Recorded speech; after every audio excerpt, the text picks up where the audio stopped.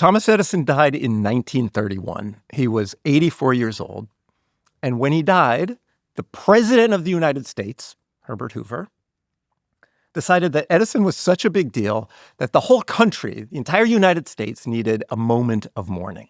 So Hoover is talking this over with his aides. What should we do to honor Edison? And somebody says, what if the whole country turns off the electricity for 1 minute to honor Thomas Edison, the man who brought electricity to the masses? And you're laughing for what I think is an obvious reason, right? Because if you think about it, who needs electricity all the time, right?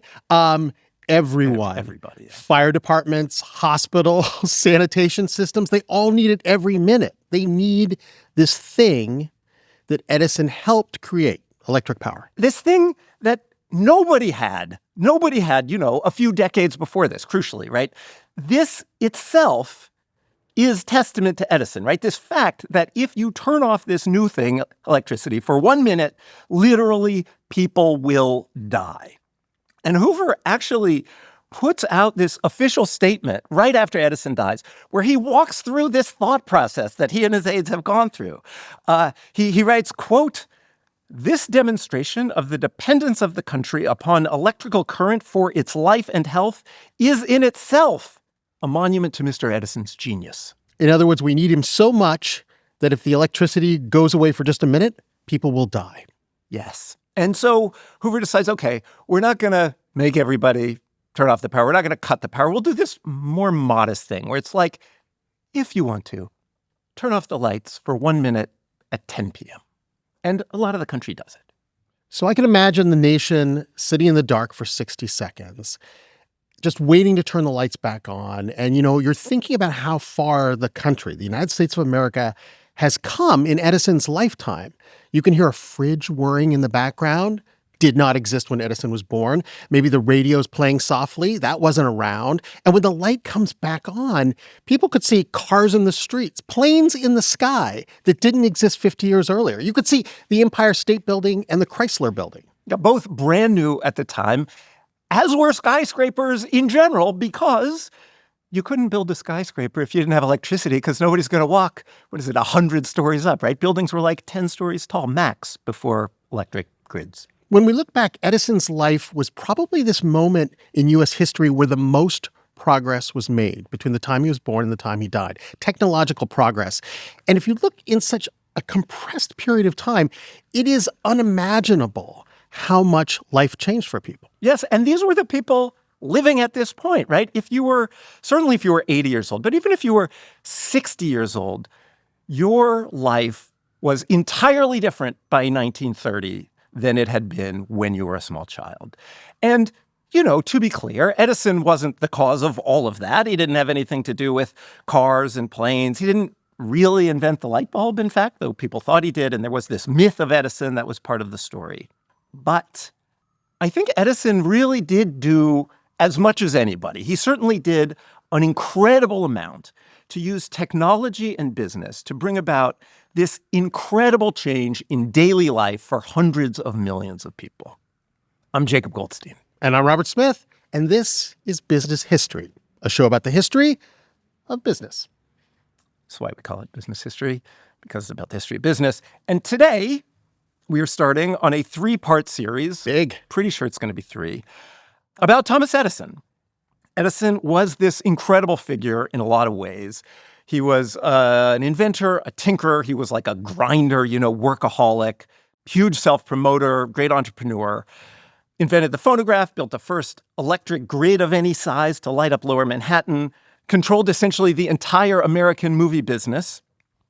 But today, in the first episode about Edison, I'm going to argue that the most important thing he did came before any of that. And it wasn't even any particular thing or system that he invented. It was this kind of meta breakthrough. It was this new way of inventing. And it happened early in Edison's life. It happened before he was 30 years old.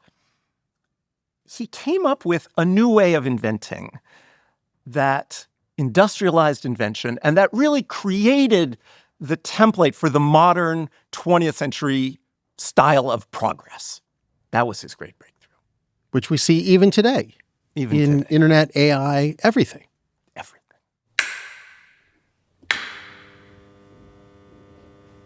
Thomas Alva Edison. It's one of those people you love saying his middle name, Alva. He was born in what was already an age of miracles. There was the railroad and there was the telegraph, and they were shrinking this very notion of distance, of time and space. It felt like an age that was on the move. And the spirit of invention, of innovation was everywhere. And Edison had this particular combination of traits, right? He was an inventor. That's what we learned about in school, of course. But he was also a hustler, an entrepreneur. He was interested in new things, but he always asked himself, what are people willing to pay for? Yeah, and it's really striking. You see both of these traits, the entrepreneur and the inventor, the tinker, you see them from very early in his life. You see him from when he's a kid, a little kid. So he's born in 1847 in a town called Port Huron, Michigan, on the shore of Lake Huron, which I'll be honest with you, I did not remember as one of the Great Lakes. Very sad. It's one of the greatest of the lakes. Would you have got it? Have you been? I was born between Lake Huron and Lake Erie in London, Ontario, Canada. Yeah. Yeah, no, I wouldn't have got it. I Yeah. probably would have got all the others. Superior. Superior I would have got. I might not have got Ontario. So he's born on the shore of Lake Huron, this little town out in the middle of nowhere. He barely goes to school for like a few months here and there. He was a bad, distracted student. And he's working from a young age. When he's 12, he gets a job selling like candy and newspapers on the train that goes back and forth from Port Huron to Detroit.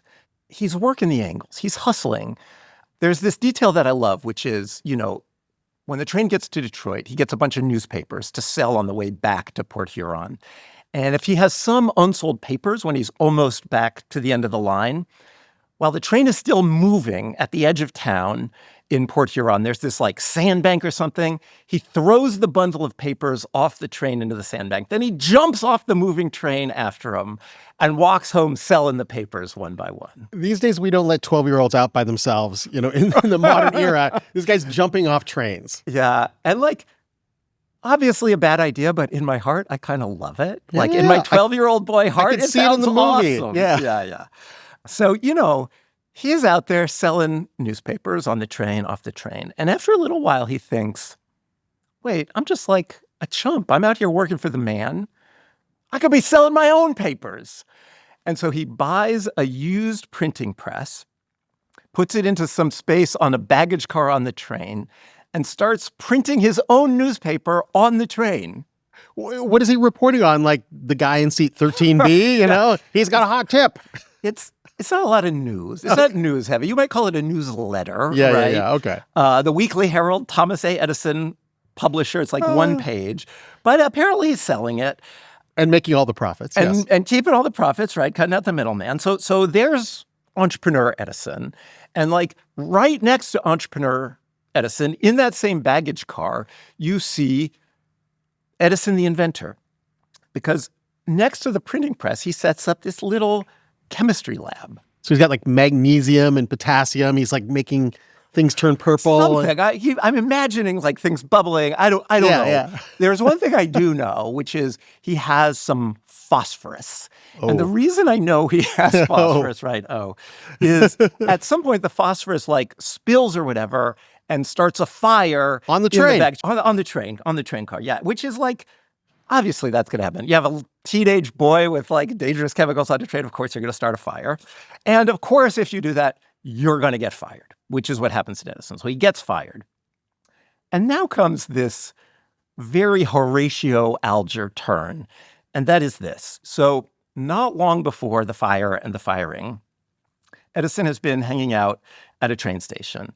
And there is this little toddler, stay with me, who is out playing on the tracks.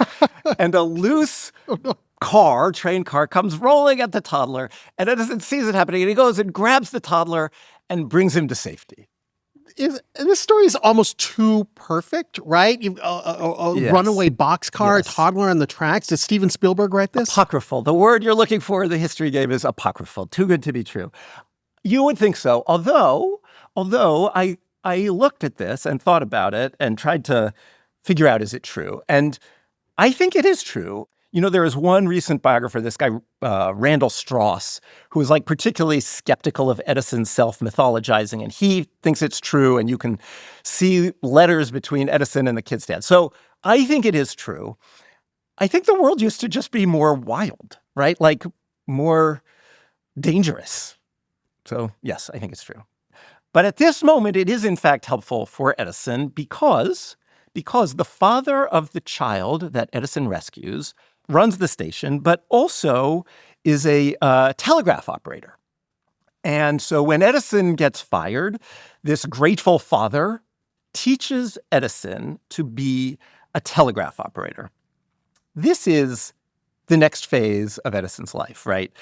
Being a telegraph operator proves to be a huge opportunity for him.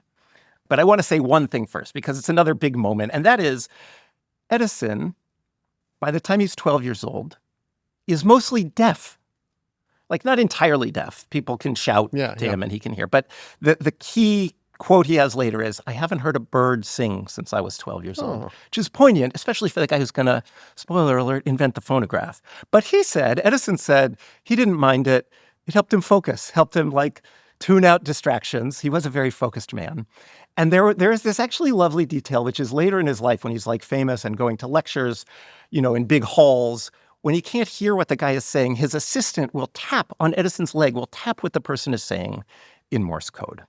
So this is an opportunity for Edison because at this point, like the telegraph is the cutting edge communication tool. Like it's just exploding at this time. They've just around this time laid the first transatlantic cable. Suddenly you could communicate instantaneously, right? You're in the midst of a civil war. People want to know the news, and suddenly they can know it. They can move troops. They can know what's happening. And people are just sort of getting used to this idea of information is not this rare thing that you print on the newspaper and deliver the next day. Like information is power. It's instantaneous. Yeah, Edison learning to be a telegraph operator is him walking into this great technological moment of his time. And there is this one particular story that I love about how transformational the telegraph is. It's about a pickpocket gang in London run by a guy named Fiddler Dick. Governor, watch out for Fiddler Dick. Very good. What Fiddler Dick's gang does is this. They loiter on a train platform, and then the train pulls in, and it's chaos. People are getting off the train. Yeah. People are getting on. They're moving around. They've got all their stuff out. And Fiddler Dick and his boys pick the pockets of the people in the crowd. And then just as the train's about to pull out, they hop on the train and head to the next station. And this is an incredible strategy, right? Because if you are on a moving train in, say, 1840, there is literally no way to send information faster than you are traveling. You might as well be going at the speed of light because no message is going to get to your destination before you do, right? So then you just get off the train at the next station and nobody knows anything is amiss. And then one day in 1844, a cop in London sees the Fiddler Dick gang strike, right? Somebody, the platform's like, whatever, my wallet, whatever, I don't know. Somebody stop that boy! And they're on the train and they're gone. But then the cop is like, oh, wait a minute. We got a telegraph now. And he just telegraphs ahead to the next station. And Fiddler Dick and the boys get arrested. Thank you, telegraph. He was Fiddler Dick. He got Fiddler Dick by the telegraph. So this is the world that Edison is going into. And it means that if you know how to send and receive Morse code, you can write your ticket. It's like being a coder in, 2020. What was the best year to be a coder? 2020, probably, right? I feel like we should just say here, if Netflix is listening in, we could write The Adventures of Young Edison. Telegraph operator, traveling the nation, solving crime, creating inventions. I love it, actually, yes. He's going from town to town, he's in Indianapolis, Memphis, Louisville, And he'll roll into town, get a room with some other telegraph operators, and go to work and make money. And he's spending all his money still experimenting, buying chemicals and stuff to build batteries. And there's this moment in Louisville, actually, his room is above the telegraph office, and he spills some acid on the floor, and it eats a hole through the floor and drips down into, like, the boss's office below. So he gets fired, but who cares, right? He's like a teenager, and he has this valuable skill. So he winds up eventually in Boston as a telegraph operator. And this is where there's kind of a big turn, the next big turn in his life. So in the classic story of an entrepreneur, right, you need to have the basic skills, you need to have a bunch of ideas, but you also have to sort of take a risk. You have to have that moment of failure before you pivot. And I feel like we're about to get to that. Yes, that's right. Both the failure and the pivot, right? So it's 1869. Edison is 22 years old, and he gets his first patent ever. First of 1,093 patents he will get Legend. in his lifetime. Legend. And this one for him, it's for an electric vote recorder, right? And so the idea is he's in Boston, which is the state capital of Massachusetts, right? And, the voting is super inefficient, right? The gentleman from whatever, I don't know what, wherever. He sees a pain point there of someone has to write down ayes and nays. And so he invents this automatic counting machine and takes it to, I think he takes it to the State House. He takes it to some legislator, takes it to the, customer. And they're like, look, this is very clever, but I'll tell you a little secret. We don't actually want our votes counted instantly, right? We need that time to go talk to the other legislators, see if we can sway them. Maybe go out in the lobby and see if any of the lobbyists out there want to discuss our campaign contributions or whatever they called them back then, right? So in fact, this is not a problem. It would create a problem for the legislatures. They don't want it. Nobody buys it. He has built a thing that nobody wants. And this is a classic lesson for entrepreneurs. I mean, even today in business school, people will come up with ideas and even make a prototype of it and be like, look at how amazing this idea is. And you'll be like, well, does anyone want it? Did you talk to your customers? And they're like, not yet. But it's clearly genius. So the engineer, right? It's the engineer falls in love with engineering. Yeah, having a genius idea without a need for it is nothing. It's like not having it at all. Yeah, it reminded me of, Y Combinator, the famous startup incubator in Silicon Valley. I think their motto is something like, make something people want. And I seem to recall, although I could not find evidence of this when I went to look for it, but I seem to recall that they give entrepreneurs a T-shirt if their business gets to some level of success that says, congratulations, you made something people want. It's a very simple, elegant lesson. And it's a lesson that Edison really learns, really internalizes at this point in his life. And we'll see this for the rest of his life when he interacts with other inventors, right? He's the king inventor, so he's often brought in to be like, what do you think about this? And, they're showing it off to Edison, being like, oh, isn't this amazing? And he's thinking, all right, how much can I get for it? Who will pay a nickel to use this thing? How will I get into stores? Like, what's the revenue model, essentially? And this is one of the things that makes him a great inventor and a great businessman. So Edison takes this lesson and he turns to the finance industry. Smart, because finance is just literally the business of money, right? And if you can help people make more money, they will pay you for that. Like a business history podcast. And right around this time, people have started using the telegraph to send real-time information about stock prices. This is basically the invention of the stock ticker is a thing that has happened.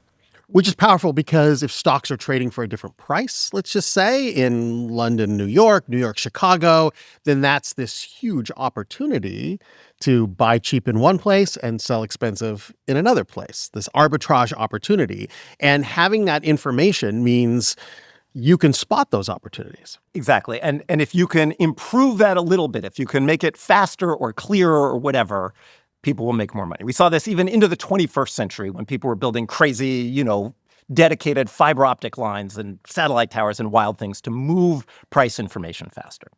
So Edison moves to New York, of course, finance, Wall Street. and gets a contract from the Goldstein Telegraph Company of New York City. Really? What does that company do? I love old company names, right? What does the National Biscuit Company make? I think they make biscuits. It's like, I love old company names. Bring them back. I feel like the Golden Stock Telegraph Company became like Go Telcom in the 80s and now is known as Spritzel. Yeah, Spritzel, but no I for some reason. And so now Edison is in New York, and he is able to stop being a telegraph operator. He's able to quit his job, start his first company, straightforward name, Newark Telegraph Works. Ask me why. Why? Was it located in Newark? And what did they work on? Telegraph. He's hiring workers. He delivers that first stock ticker. And he's working on all these incremental improvements, right? Like not crazy things that are going to make him famous, but he's just making all these tweaks that give little efficiency gains, little better batteries and weird electrical things, right? His company's growing. He gets married to a Jersey girl named Mary Stillwell. They buy a house, but Edison is definitely not a family man. He's never going to be a family man. He's working. He's always working all the time. In fact, in his first year of marriage, he gets 39 patents. But I'm sure he made it home for dinner. Never. Probably 0 times. And then in 1874, he comes up with a big idea. Doesn't sound like a big idea to us, but it is a big idea. It's a system that lets you send 4 messages at once on a single telegraph line. Ooh. Calls it the quadruplex. Now, at this point, telegraph was essentially one wire, Right. and you basically tap into one side of the wire, beep, beep, beep, beep, beep, beep, beep, beep. Person listens on the other end, Yes. taps back, boop, boop, boop, boop, boop, boop, boop. Yes. Yeah. And the wire is made of copper, right? It's Yeah. copper wire. So it's expensive. It's expensive, right? And they're running the copper wire all over the country, across the Atlantic Ocean. Costs a lot of money to run all that copper wire, right? And so if you can get more messages on the same amount of wire, that is a huge efficiency gain, right? That makes things cheaper. Yeah, because it's more efficient. It's something that no one would ever see or notice. But if you're running a company, that is a huge productivity increase. And I want to just zoom out from this for a moment because, we talk about technology now.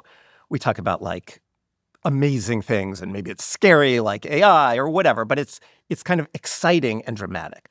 But in the long run, maybe the most important thing that technology does is make stuff cheaper. Makes it cheaper to communicate, makes it cheaper to grow food, makes it cheaper to make clothes. And when everything gets cheaper, everybody gets richer, right? The way we have had material progress is by technology effectively making things cheaper. So shout out to that.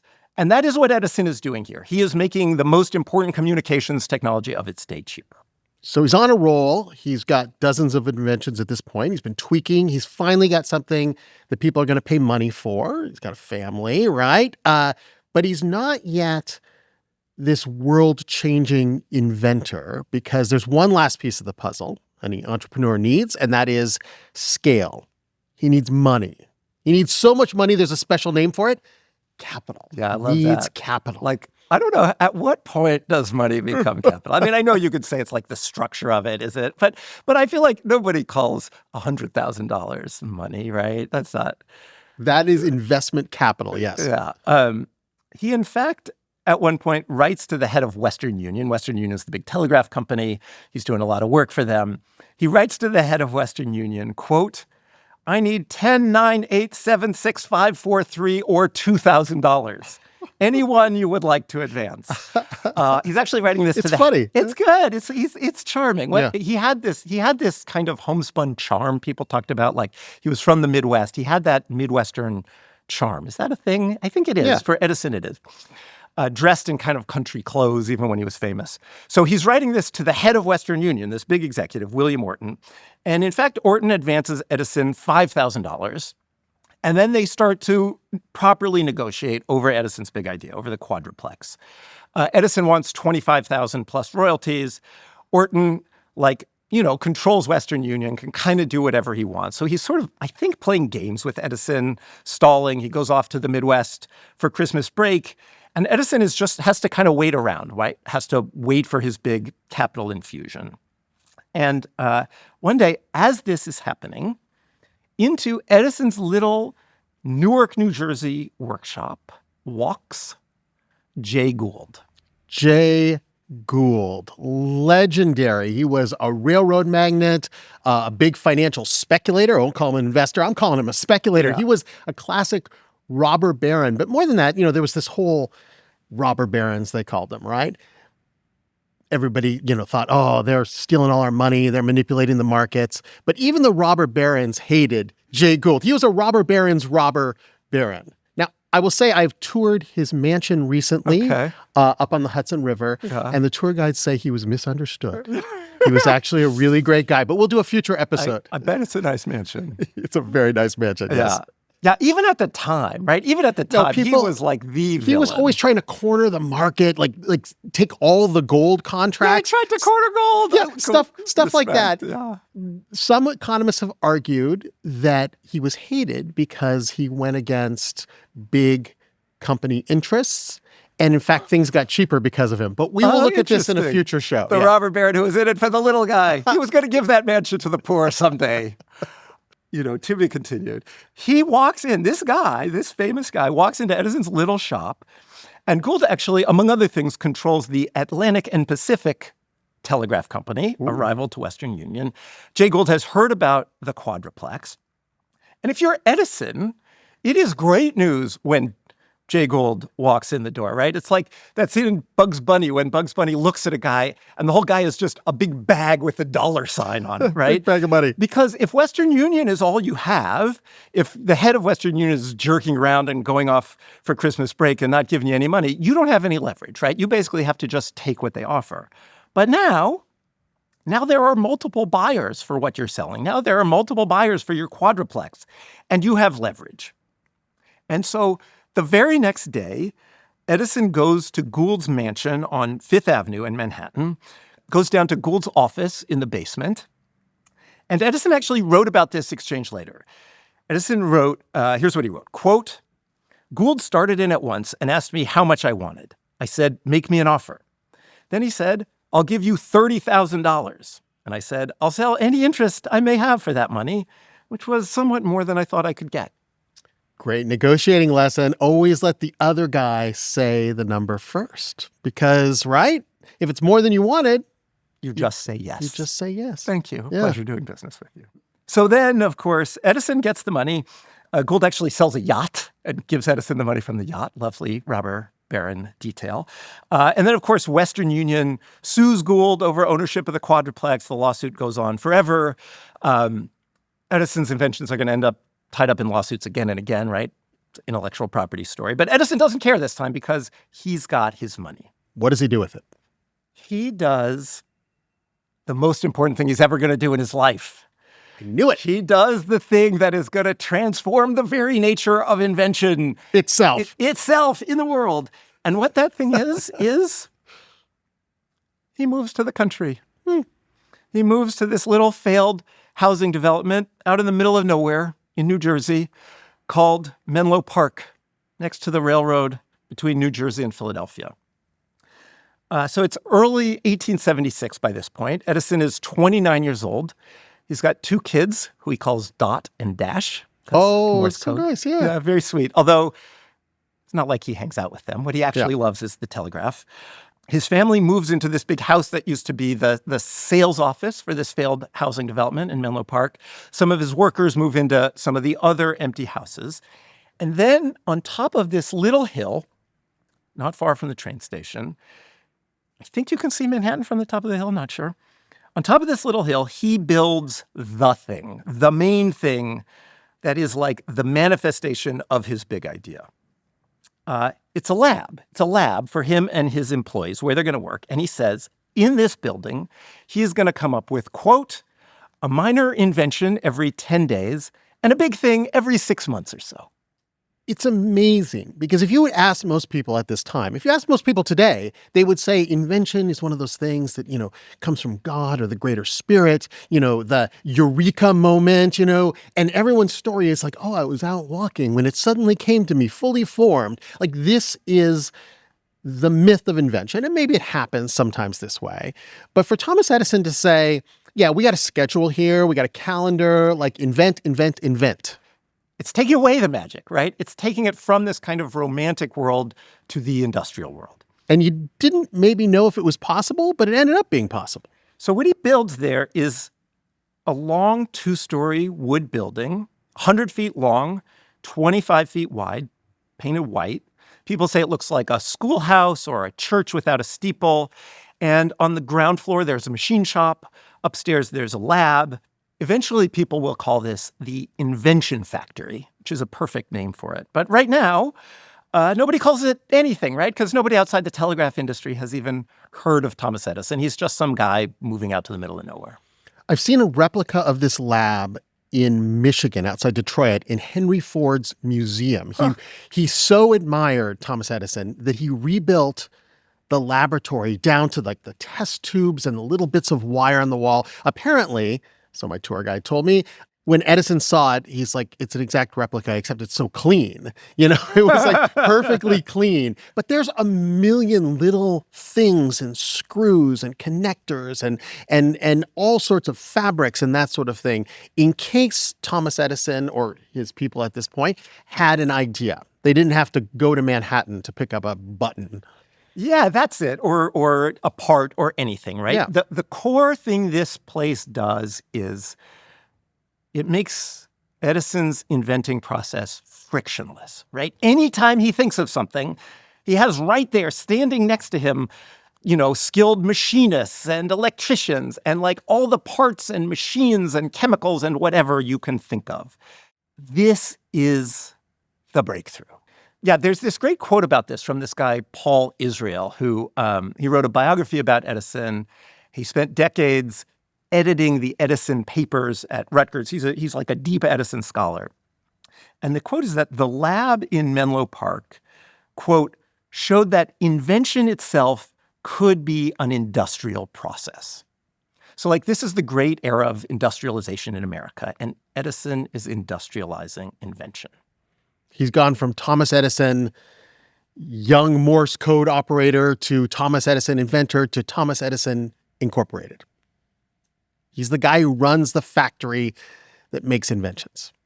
Jacob, I feel like the pieces are in place. Edison has his invention side, his business side. He's got money. He's got the industrialization of invention itself. He has the manifestation of his own mind on a hilltop in New Jersey.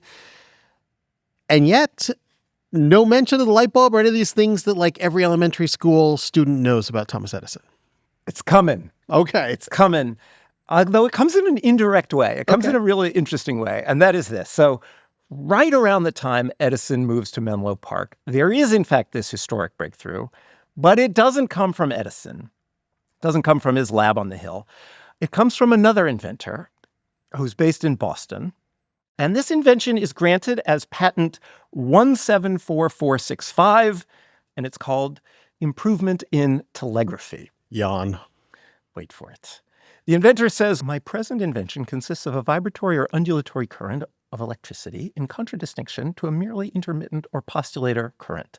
And essentially, this inventor says this is a breakthrough because you can send more telegraph messages down the same wire, right? So it's like quadruplex plus. But then, at the very end of the application, literally second to the last paragraph, the inventor writes that the patent covers, quote, the method of and apparatus for transmitting vocal or other sounds telegraphically, as herein described by causing electrical undulations, similar in forms of the vibrations of air accompanying the said vocal or other sound substantially as set forth. And then last paragraph, in testimony whereof I have hereunto signed my name this 20th day of January, AD 1876, Alex Graham Bell. Alexander Graham Bell. I love it. I love it when you're reading a famous guy's biography and another famous guy comes in. Team up. Alexander Graham Bell. Watson, come here. I want you. Alexander Graham Bell. He is inventing the telephone right here. And he doesn't know it, right? Amazing. He just thinks he's like coming up with a better way to send telegraphs. And does Edison see this in like Telegraph Weekly or something like that? I mean, so Edison tracks new patents. That's like one of the things he does is he just sees all the new patents that come out. He reads them and he sees this and he thinks, I'm going to tweak it so I can send even better telegraph messages. And, he's all set up to do this, right? He's got his muckers. He's got his lab. He's staying up all night. And there's this one piece of this new thing that Alexander Graham Bell has invented called the diaphragm. It's the thing that turns sound into vibrations, right? So it vibrates when sound waves hit it. It's a thin membrane. It vibrates and it creates an electrical current that is not dots or dashes, but is a variable electric current. Yes, and going the other way, it turns the electric current into vibrations that you can hear. And so one day Edison is playing with one of these and just like talking into it, and he feels that it's vibrating on his hand as he talks to it. He can feel the vibrations. It's the middle of the night. He's having dinner with his boys, with his muckers, probably eating apple pie. And as he feels this thing vibrating on his hand, he turns to his like chief engineer, this assistant named Charles Batchelor, guy he calls Batch. And he says, Batch, if we took one of these diaphragms and we put something pointy, put like a needle or something on the bottom of it, and put it on a piece of paper and talked into it, it would scratch the paper. It would leave scratch marks on the paper. And then maybe if we took that paper with the scratch marks and pulled it back under the needle, would it make the diaphragm vibrate and send sound back out? Would it recreate the sound? And because they have a factory with needles and paper and diaphragms and all this stuff, they don't need to wait long to know the answer to this question. They don't need to wait at all, right? All the dudes in the middle of the night, in the middle of nowhere in New Jersey, are sitting there ready to go. And so they just do it, right? This whole team of people. There's a machinist who's sitting there who walks over to his machine and like solders a needle onto the bottom of a diaphragm, or however you get a needle onto the bottom of a diaphragm. And Batchelor gets some wax paper and cuts it up, and they build a little wheel, a little system just right that night. And, presumably this is every night, right? Presumably it's always like Edison's like, how about this? How about that? And most of them are not very good ideas, but this one is a good idea, right? So they hook up the diaphragm with the needle so it's touching the wax paper. And there's this wheel that the paper's on. And so Batchelor slowly pulls the paper along the wheel under the needle. And Edison says into the diaphragm, "Mary had a little lamb." And they take the paper out and they look at it. And it has these little scratch marks on it. Grooves, if you will. And then Batchelor puts the paper back on the wheel with the little scratches, pulls the paper under the needle, past the diaphragm. And as it's going past the diaphragm, they hear like, am. Eureka. This is a real eureka. Yeah, this is a real eureka, right? Like, it's not perfect, right? It doesn't quite work, but it works. It works. Edison writes in his notebook that day, basically, this is an invention that will make it easier for people at the telegraph office to transcribe messages. Oh, no. Oh, no. He's still thinking telegraph. His mind's in the telegraph. He's thinking, oh, yeah, someone at a telegraph office has to use a pencil and paper to write things down. We could use this new transcription device essentially for dots and dashes. Yes. Huh. He is still in the world that he's living in, right? Unsurprisingly, he is still in his world. But he gets that this thing is going to be big. Not to the exclusion of everything else. He keeps puttering on other things. But he does have somebody over the next few months make a list of possible names for his new invention. I know you'll have a list. You want to take this one? All right. Possible names for this new invention. Autophone. Cosmophone. I do like that one. Acoustophone. Nice. Antipophone. Liquophone. Chronophone. Glottophone. That's nice. Clangophone, hulagomophone, aerophone. I feel like they have a Latin dictionary there in Menlo Park Laboratory. They're just like going through it. Epograph. They don't choose any of those. Nope. As we know, they choose phonograph, which I think is Edison's and means something like sound writer, right? The graph is right there in the name, which is telling. They're really still focused on this kind of automatic transcription part. They're not thinking music. They're not thinking orchestras, that someone's going to buy this at home. No, I mean, if anything, they're thinking like, when they think beyond telegraph, they think of like, oh, this is like a something that business people can dictate letters into. It's very much like a recording device as opposed to a playing device at some level. So they're working on it. They're, iterating. They're making it a little better. And a few months later, in December, they decide they're ready to go public with this idea. And it comes out in Scientific American, which was a big deal at the time in that sort of technology community. Sure. And the story is called The Talking Phonograph, and I'll read a little bit of it. Mr. Thomas A. Edison recently came into this office, placed a little machine on our desk, and turned a crank, and the machine inquired as to our health, asked how we liked the phonograph, informed us that it was very well, and bid us a cordial good night. And people now went bananas. People could not believe that this was a thing. It's hard to imagine how big it is that a mechanical machine is doing what a human does. Yeah. That it talks to you. It talks to you like a person. In fact, a professor who reads this article writes to Edison and basically says, like, Mr. Edison, I'm sure you're an honorable man. You need to correct this article because it makes it sound like you have a machine that can record sound and play it back. And surely, as we all know, that is not possible. It's the kind of thing you'd see at a carnival in the day, right? The box that speaks, and it's a small child or something hidden inside the box. Child puts your nickel in the pocket. A bunch of hokum, but, it was magic. I mean, it was magic. It was magic. Yeah. It was magic. He takes it down to Washington, D.C. at this big, scientific meeting. And so many people want to hear it that they actually have to take the doors off the hinges of the room where he's displaying it. While he's down there, the White House, he hears that the president wants to see his new machine. Pop quiz, Robert.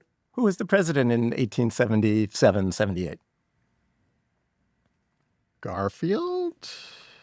Rutherford B. Hayes. Oh, classic. I wouldn't have got it. Classic. Lake Huron, Rutherford B. Hayes. The things you don't know. The things I didn't know. And Rutherford B. Hayes loves the phonograph. He keeps Edison at the White House till after midnight playing with this incredible thing. And this is the moment when Edison goes from being, inventor known in the telegraph business to being a celebrity. This is the moment when he becomes known as the Wizard of Menlo Park. Because this is a leap in technology. It's not just a little extra something to make telegraph operators more money. This wasn't just the front page of Telegraph Weekly. This was the front page of the New York World. Yeah. And, I think there's something about the human voice is important here. Interesting. Obviously there had been portraits and people had their writings, but the voice is connected to the breath, right? It is ephemeral. It dies with you. And immediately when this comes out, people are thinking about this machine is going to let people talk to us after they die, as if they're talking to us from beyond the grave. It's almost supernatural. So how does he take something that is magic and make money off of it? This is a great question. So he is not yet to the point where they can manufacture these at any kind of scale and sell them for a profit. That's the obvious thing you would do. Yeah. But the sort of minimum viable product version of it, they just got a couple of phonographs. They rent out rooms, sell tickets, and people pay to come and hear somebody record themselves singing and then play it back. I would totally pay that nickel. You would pay it today. I would probably pay it today. Did. I Was there probably something did. in Brooklyn where, yes. So obviously this is just kind of a stalling maneuver, right? This is just what they're doing until the business gets up and running. And there are investors in the Edison Speaking Phonograph Company. And they're like, okay, Edison, let's get to scale here. Let's figure out how to manufacture this. And it turns out this is not Edison's thing. Edison's thing is not taking his genius invention and operationalizing it, building the factory to build it. He has his invention factory. He starts working on the telescopophone, his big idea for how people on hilltops a mile apart can talk to each other. It's amazing, right? He doesn't want to be in the business of like hiring orchestras and pressing like music and distributing this through music stores. I mean, that's just like being a businessman. Yeah. That's not coming up with cool stuff all the time. Yeah, that's not his thing. But it does mean he leaves the phonograph by the wayside for years. And several years later, Alexander Graham Bell, him again, actually improves on Edison's idea for the phonograph, brings it to market. And this is the wax cylinder? Alexander Graham Bell is eventually the one who comes up with the wax cylinder, yes. And that does inspire Edison many years later to sort of follow, right, to chase Alexander Graham Bell. And Edison does wind up in the phonograph business, but he's always behind, ironically, given that he invented it. Like his other inventions, he's much less clearly the inventor, the ones that are coming. But this one is him, unambiguously. And yet, he never dominates the industry as arguably he should have. And then finally, in 1929, 2 years before he dies, he just gets out of the phonograph business altogether, gives up. So what do we make of this story, Jacob? At the very beginning, we promised that Edison wasn't just an inventor, he's an entrepreneur, he's a businessman. And yet so far, I am making fun of our actual episode.